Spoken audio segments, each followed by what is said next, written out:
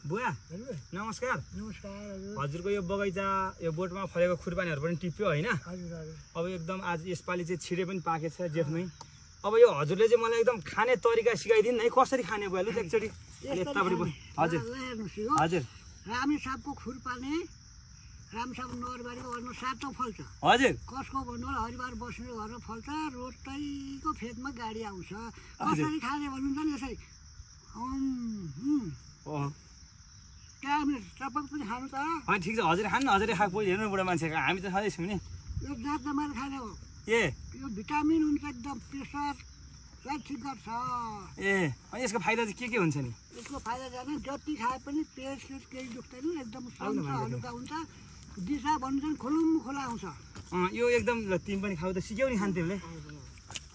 अनि यसको तपाईँलाई थाहा छ हजुर हामी छेत्री मान्छेले हजुर दारू बनाउँछ खुरपानी जम्मूको बोतलको 500 रुपियाँ बिक्री खास्टी लानुहुन्छ भने म बनाइदिन्छु है। खासमा यो उहरू चाहिँ खान मिल्दैन होइन? यो रक्सीहरू चाहिँ मादक पदार्थ सेवनहरू बनाउनु हुँदैन। खासमा नबनाऊ है। खानु चाहिँ एकदम अति राम्रो चाहिँ राम्रो तर ज्यान बन्छ रातो गाउँले पलाएको छन् गाडा। हाम्रो कसरी खानुहुन्न त्यही भएर हाम्रो परिवारमा कसरी खानुहुन्न त्यही भएर फेरि दुईवटा जति खाएर देखाइदिनु त बुवा।